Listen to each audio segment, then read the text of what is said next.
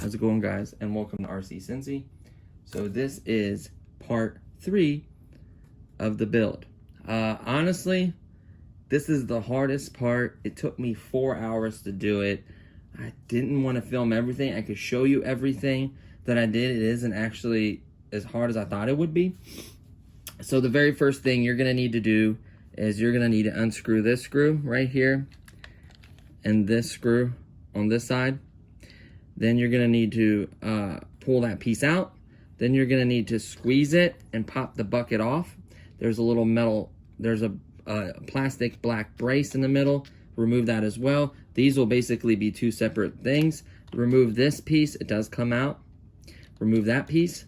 And then you need to remove these because they're clicky right in here. This little strut that was here, it's clicky, that's how it holds its position. We don't need that. So I went ahead and just cut it here and just glued that part of it there. You can completely remove it if you like, it's just a pain in the butt. And then once you do that to both sides, keep this one because you need this support brace. Then you're gonna need to, then you can, at that point you can flip it up. Well, at that point you can unscrew this screw right here, this one, and this will separate into two. This is a two-piece boom. Same thing on this side, this screw right here, and then that screw right there. And then that will come into two pieces. That is where you're gonna run your wire, but not yet. Then once you do that, you're gonna have to take a file right on this side of it. There's little grooves that made the bucket clicky. Remember how it used to click? If you owned one of these, it clicks. That's how it holds its position. You take a file, a flat file, or was it? I had it over here a second ago. Take this, you can see the white paint. Take a file, and you just simply file the grooves. File this side of the bucket too, make sure it's smooth, clean it, and then pop it back on for a second and see that it moves freely. Once you do that, you're good there. Then you're gonna take a Dremel tool, you're gonna flip, and then once these are unscrewed, of course, these pins just unlatch. Once you get this side, this will just unhook from here.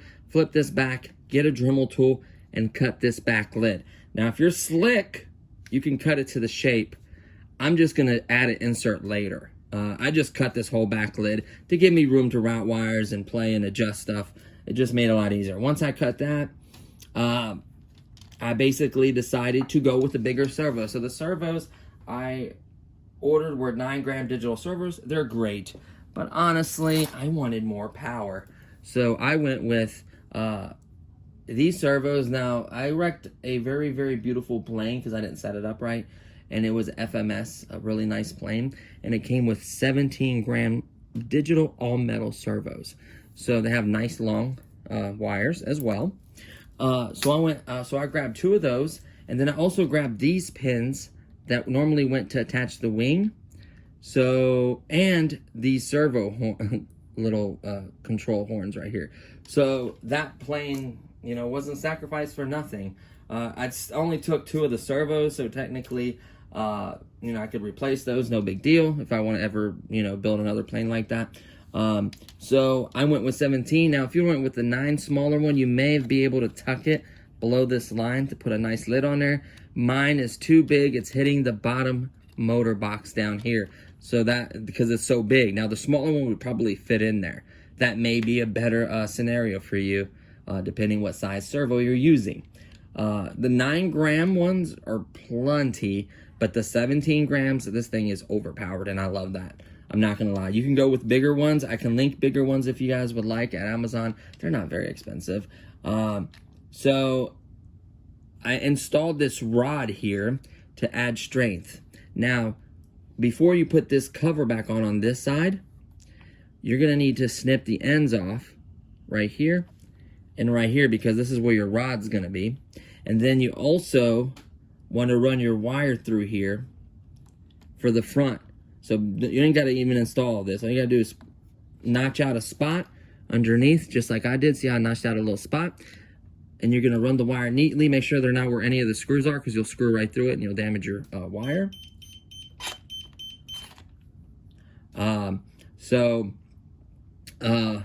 You're gonna run your wire. Give yourself plenty of room, of course.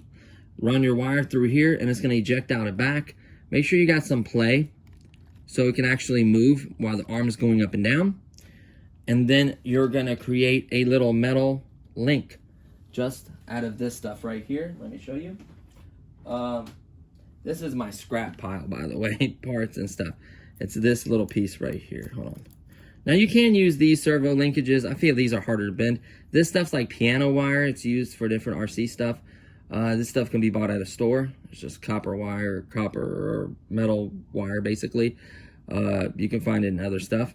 I just made the length I needed. Decide what length you want.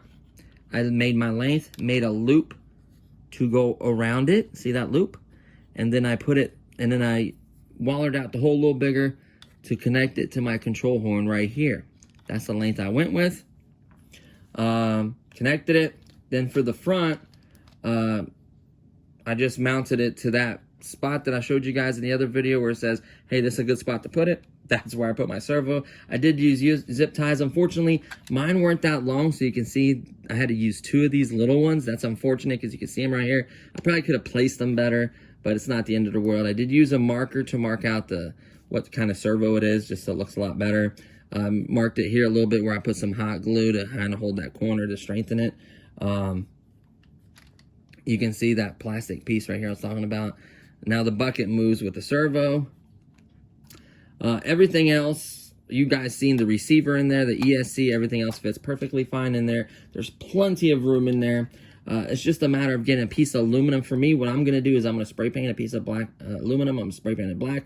I'm going to measure it, and I'm going to cut out a notch, just like in this area, a notch for it, and then try to cover the rest of this. I don't think I'm going to use that piece of plastic that was left over from cutting because it's kind of thick. You can actually see they must have sold this to other manufacturers because they made a speaker version. They made a version that had a speaker. We didn't get lights that advertised. I guess there's also a version with sounds. It must be nice because we didn't get that. Sorry, that's a little bright. Let me tone that down. I apologize. I just realized that. I'm sorry. That's a little bright. There we go. So, is that the camera doing that? So, yeah, you can see it had a speaker. So, if I get a piece of metal one, I may cut like slots in it to make it look more realistic. I don't know. You can do that. Detailed stuff. No big deal. So there's that. Make sure you put all the screws back in there. I am going to use a little bit of hot glue right there because I technically don't have it off on switch. I don't want dirt getting in there. Everything else is sealed pretty well. The tracks work well. This linkages you need. And that's it. And you can do lights. You would need obviously another channel or just run it off a power wire. Just splice into a power wire. But yeah, that's pretty much what I did. But it just time consuming setting it there, figuring out the length here. Like that is what is kind of time consuming. You just need a little piece of wire right there. You can shorten this to give it more. You can adjust it and shorten it to see how much the movement is before you permanently put it there with hot glue and zip ties. Same thing for the back. I figured out what length and height I want. It's all going to be adjusted and toyed with. It's going to take time. These are the bits and pieces I had left over. I thought about using this, but that wasn't that good of an idea. Like, I had other screws and stuff here. So it's nice in this hobby. If you ever wreck something or something gets broken, gut it. Take everything out of it. Save everything because you never know when you might need it again. So honestly, guys, these little motors in here are rippers. This thing is fast. It's powerful. It's ridiculously powerful because of the 17 grams of bump. Obviously, you can go with the 9 gram if you'd like, but I just stepped it up because I want a little more power. So I'm going to back up a little bit right here. And I'm going to lower it a little bit.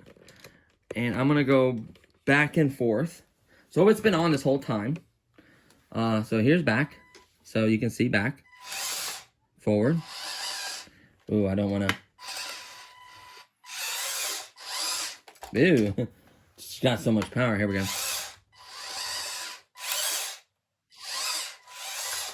Forward and back. So it's got right, left. So by the way, when it turns, so let me show you. Here's forward. Here's back.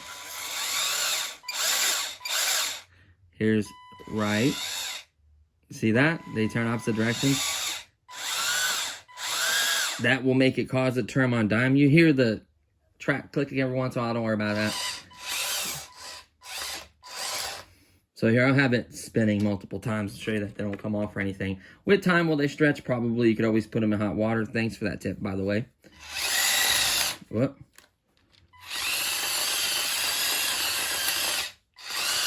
It's not as smooth this way. I could change that. So that's the beauty of having a controller like this. You can change all of that. The way it's set up, by the way. And I am getting the 2 separate ESCs if I want to do separate channels for that. If I want that thing not to be programmed that way, I did buy 2 separate small ESCs. They don't take that much room. We could go that route as well. If these burn out, something happens, I have those. I have the 9 grams. I linked the 9 gram servos, a Fly Sky cheap controller and receiver, a 800 milliamp battery. There's a 500 in there. Probably fit 1,000, honestly. What else did I? And the controller and the servos and the ESCs. So I linked basically all the components besides these 17 gram ones. You can get the bigger ones if you like. But yeah. So, and then finally the main attraction, the actual boom. So before it drove back and forth, that wasn't that spectacular, right? This is what makes this unique. Up, down. So you can see when I put it down, see how it lifts up the front? So that means I can dig. Add a little angle to it. I could really dig. And then this is the maximum height, which is respectable. That's pretty high up. Let's turn it this way. I like this side better. Bam. That's good height. Don't let it fool you. That's some good height. And then obviously low. And then tilt, I'm not that impressed with. I've turned it to 150, which is max. So this is tilt right there. And this is up. Oops, tilt. And then this is up. And that's up. And that's tilt. That's all I got right now. I can adjust that and play with it, obviously, and do different lengths and just lengthening and changing this right here. Like the servo horn being longer or shorter, or this little linkage right here being longer or shorter. It's going to change that. So we could always do that later. I just wanted it functioning.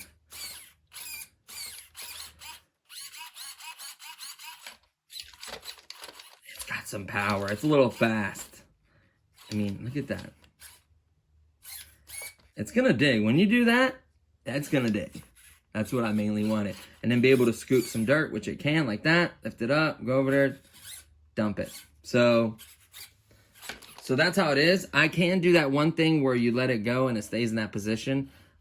We could do that theoretically. It's just in the programming. I think you can do that at least. What else? It's the gist of it, man. It seems like not that much work. It's just time consuming, taking your time. I'm sure guys can clean these up, use better bolts and stuff, make it look cleaner. That's awesome. If you guys can do that. And by the way, a permanent marker is your friend. Like I said, I blacked out that servo, blacked out a little bit there. I'm going to black out the back of the servo. It was like a little orange there, black that out. I'm still going to do this control horn, the white one right there. I'm going to black that out. I'm going to black that out right there. See the white little servo horn right there? Black that out. So, yeah, it's just a matter of taking your time and just doing all these touches to it. But I'm telling you, this thing is ridiculously... The bar will break before this runs out of power. Like my hand's kind of heavy. Like, it's got power. Like if I'm not worried. I don't want to break the plastic, but like, I'm telling you, like this wants to lift that. Like it's insane. Like the 17 grams aren't no joke. Like this is a metal bucket. See, I'm worried about the plastic will break before this won't have the strength to do it. Like, yeah, it's insane. Like, it's insane. It's got so much power. The little dirt, the size of this bucket, this dirt, it's gonna be pot out. It's gonna have no problem at all moving that dirt or gravel, whatever I use. I'm honestly really, really happy the way it turned out. And you guys I'm telling you, it's so doable. Like just removing this and cutting that piece out and putting a metal bar with a little servo. Like, I'm serious, guys. Like that's not that bad. And then zip tying it to the little frame right here underneath, the little frame that's there from the factory, and then running the wire through the 2-piece arm right here. Like, I'm telling you, this was, when I saw this bobcat at first, I'm like, man, because it said radio control. I'm sitting there thinking like, oh my goodness, this is a radio control. And then I saw that it's just motorized going forward and back, and that bummed me out. But in the back of my mind, I was thinking like, if they can do the brooder conversions, I could totally do this bobcat. So I don't know if it's as pretty or whatever, but like, that looks legit to me. Obviously, I need to still put a cover on there, like, but that looks legit.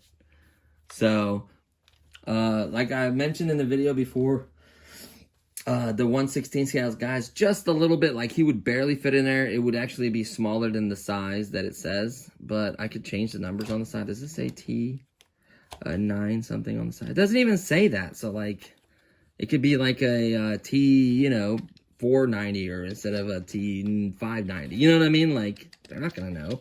There's no markings on it, right? So really quickly, did I open this bottom? Let me unscrew the bottom and show you how much room there is. There's tons of room left. We can easily, we can easily put a much larger battery in there. We can easily put a sound module in there. Now you are gonna need a bigger receiver. So the cool part is having all those extra longer wires, like you can pull your battery out. That's what I'm gonna do. Pull my battery out and disconnect it, right? Just like that, done. You can see the ESC is Velcroed. You can see the receiver is free. I don't want it Velcroed to the top of that ESC. Those chiplets on the ESC get warm. So I was sitting there thinking, well, I had it Velcroed. I'm gonna remove this Velcro right here. I had it Velcro to the ESC, and that ESC gets warm, so I'm like, screw that. So, yeah, I could basically pull everything out for you guys. Like, that's all it is. Like, that's all it is right there. Makes this machine work. It's crazy. Like, it's so simple. So, I'm going to make sure that I Velcro this ESC back here. So, I kind of want this to one side, and I want to put everything else to the other, because I want to give this as much space as possible. There we go. Velcroed it. So now that's in place right there. Look how much room. I mean, you can sound box, easy. Way bigger battery, easy. Like, and then just neatly tuck it away from the ESC. I'm going to tuck it way up in there. I'm going to get it away from the ESC. Tuck the antenna way up in there. I'm going to get everything away from that ESC. I want to give that ESC some space. It does get warm. I don't think it's going to get that hot, honestly. But this way, you got room. Look how much room you got to put a big battery in there. Look at that. I mean, look how much more of a bigger battery you can put in there. Like, I got a, make an adapter. This is a 2000 milliamp bat. Oh, yeah. It's in the receiver. If I move that receiver to one side, I can put a 2000 milliamp pack in here. So let's go ahead and turn this interface this way. I don't want to unplug anything. I want to be careful about that.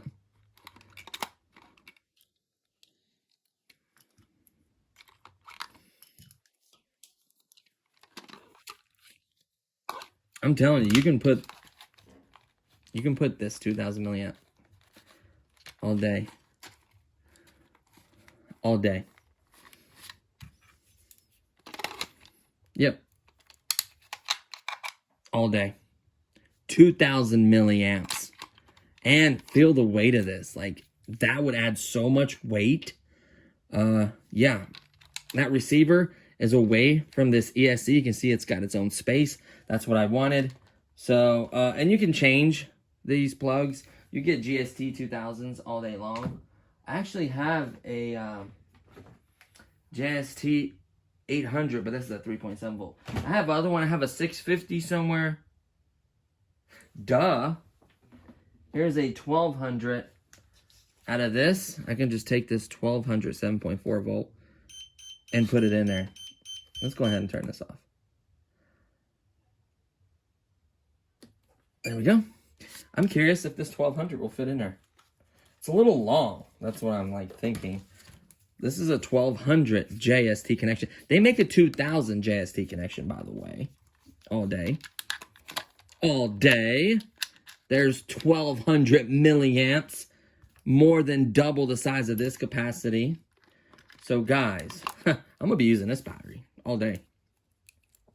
So I am extremely, extremely happy. Hell, the battery I think has got juice in it.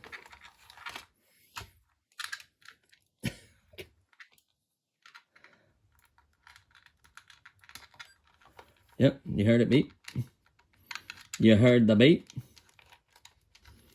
Tuck these wires in here. Put the door on.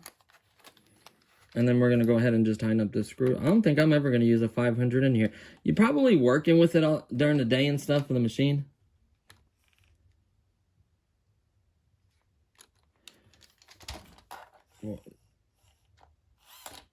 Why is that servo doing it? Oh, because it's not on. Because of the weight.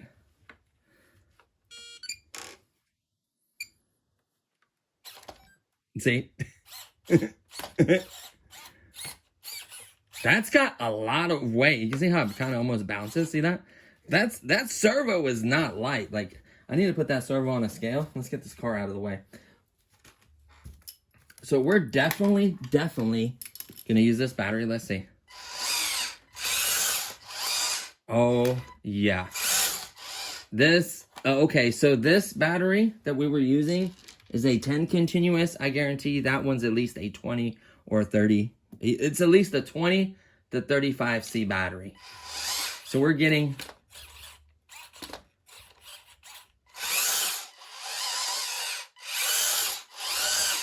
perfect. And we could put a small, like, so my idea was, I'm gonna share this with you. That's just this piece right here where when I put it to the center. I threw it in here so I wouldn't lose it. That's what that's rattling. My controller's perfectly fine. So I'm gonna put like the mesh kind of material. That's what I'm gonna do. I'm gonna put a fan right here. I'm gonna put a fan right there. And I'm gonna put mesh material over it, and that fan's gonna cool these little motors.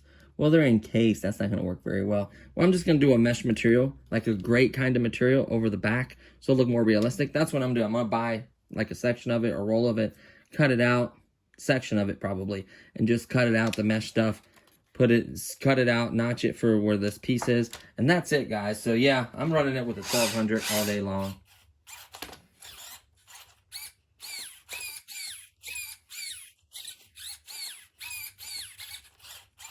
Now, we can do the expos, the dual rates. Someone please let me know how to make it to where when you let it go, it stays in that position. Is that possible? To not have it return? Like,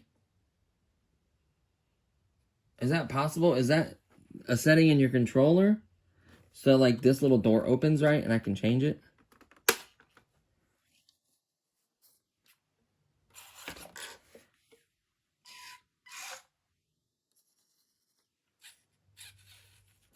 But it's still got the spring. Oh, now at least. That's what we had to do. Put it all the way over in mode 2. And now look. This is on a spring, like it should be. And then now, the arm will stay where you want it to without... The roll is the only thing that's going to spring back. I don't know how to do that. So that's what I'm going to do.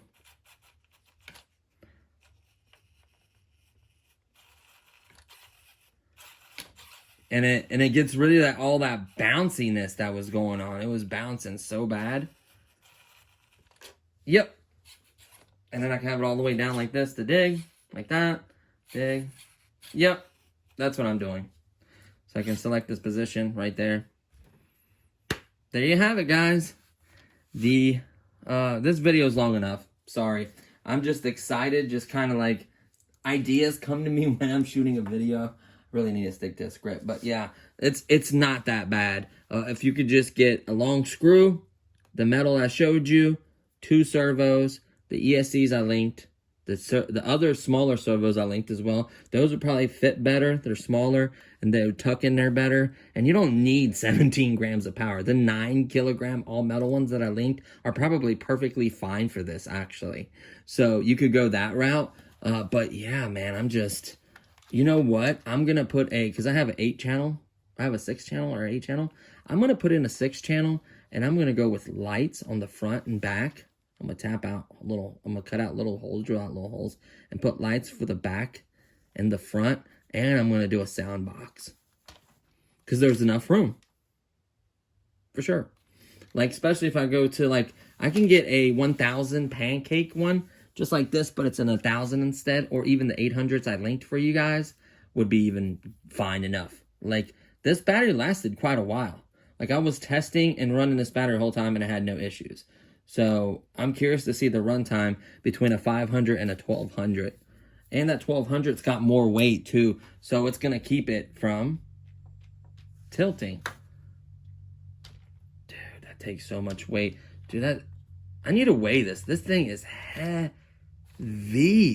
Oh my goodness. With that battery, this thing does not want to tip forward and back. Like that weight is bringing it right back. That's what I didn't think about either. Yeah, dude, that's it, guys. So that's the setup. So put it all the way into mode 1. We like mode 2 in the US. I wonder if you can move it over just a little bit and it has no springiness on both sides. Or would that be bad? Hold on. No, that's it. That's all I can do.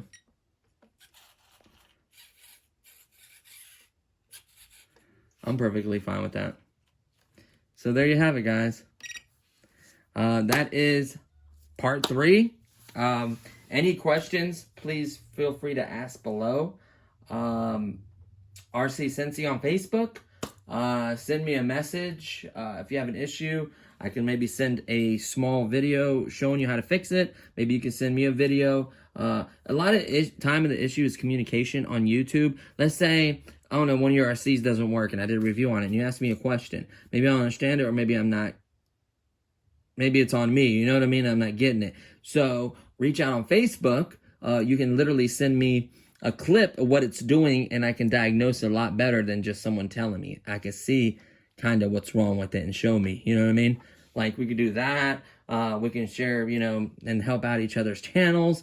Just all that. I'm completely for the community and helping each other out. That's what it's about. So I think this build turned out great. It's so much better now that this arm doesn't just spring back to middle. Like, that is ridiculous.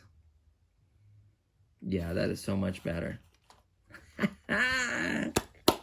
Yes, I am over the moon with excitement over this. So like I said, it's not finished. I got to do some, I'm probably going to have her even bust out some black paint and paint this little servo right there.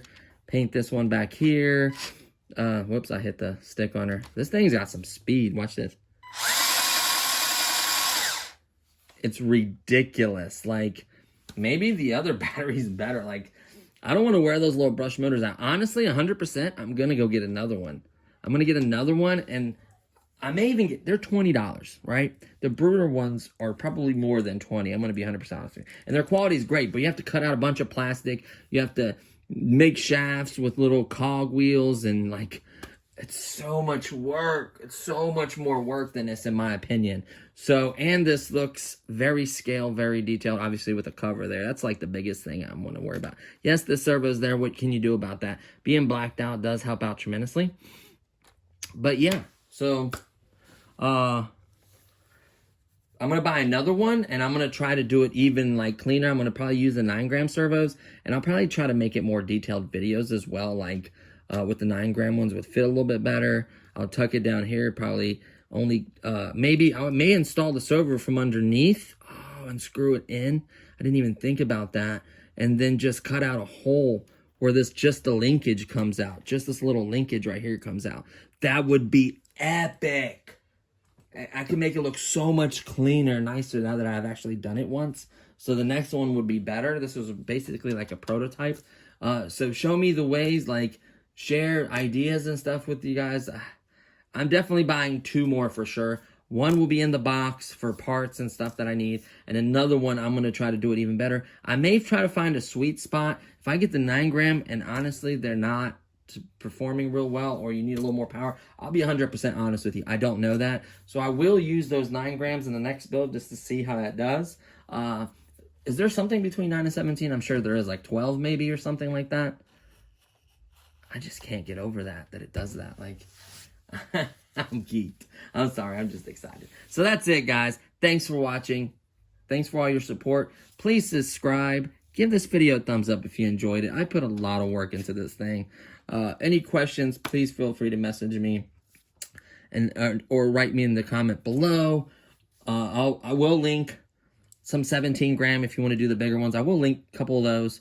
I already linked the remote, a battery, and the ESCs in the next video. I'll also link the 2 separate ones if you want to do it that way. I'll link those in there. The receiver and the controller that I linked is actually a 6-channel. This is an 8-channel controller. It's just the receiver I have, and there's only 4-channel. But the one I linked is 6-channel. So that leaves you opportunity to hook up lights on a switch. That gives you opportunity to put up a sound module. That gives you opportunity to do the little yellow spinny light thing on the back. So I just opened the door with that. There's nothing wrong with FlySky and all those other brands, right? There's completely nothing wrong with that. There's nothing wrong with them. Spectrum, honestly, I like it because of the setup and just how nice they are. And, you know, I fly all my jets and all my other planes. So, yeah. So, this video is long enough, guys. Thank you for all your support. Please give it a thumbs up. It means a lot. And I'll see you on the next one. Peace.